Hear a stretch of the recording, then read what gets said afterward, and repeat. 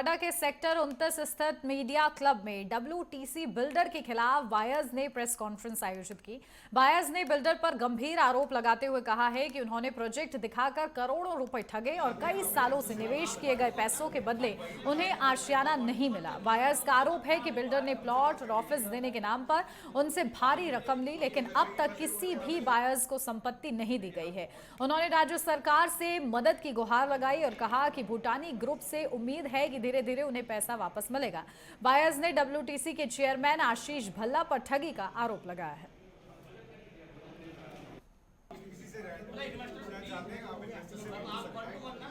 हम लोगों ने सारे लोगों ने जिन्होंने WTC में इन्वेस्ट किया था, ये डिसीजन तभी लिया था क्योंकि भूटानी पब्लिकली अनाउंस कर चुका था, भूटानी इंफ्रा की उन्होंने WTC से जॉइंट वेंचर कर लिया है।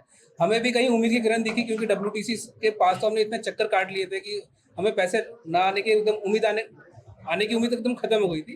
तो ये 350 लोगों ने जब हमने कॉन्ट्रैक्ट किया भूटानी से, ये बात है अक्टूबर एंड की, और नवंबर और दिसंबर में 2 instalment as per the agreement जो उन्होंने प्रॉमिस किया था वो आए भी हैं लोगों की।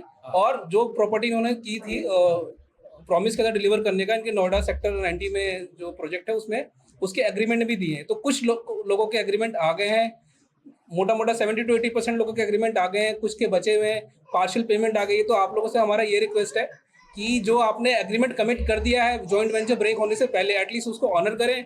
उसको जो आपने पार्शियल पेमेंट दिसंबर के बाद रुकी हुई है उसको दोबारा से रीस्टार्ट करें। ये मेरी कोर टीम है और ये सारे मेरे मेंबर्स हैं जो जिन्होंने WTC में इन्वेस्ट करा हुआ था।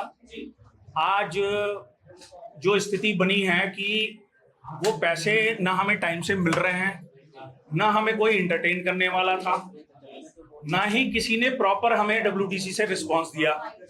सडनली इस पूरे सिनेरियो में JV हुआ और भूटानी इंफ्रा का इन्वॉल्वमेंट बनी।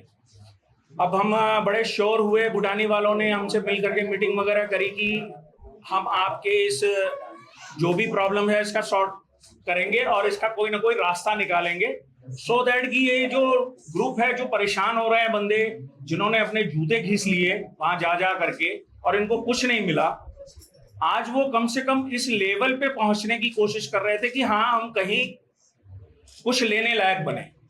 जो भूटानी इंफ्रा ने हमें बोला कि हाँ हम देंगे, एश्योरेंस हुआ, हमारे काम शुरू हुए, हमारे एक्चुअल में पेपर भी बने, हमारे एग्रीमेंट भी बने, हमें उन्होंने प्रॉपर्टी भी दी और हमारा जो रिफंड था वो रिफंड भी शुरू हो चुका था। उत्तर प्रदेश के कैबिनेट मंत्री और अपना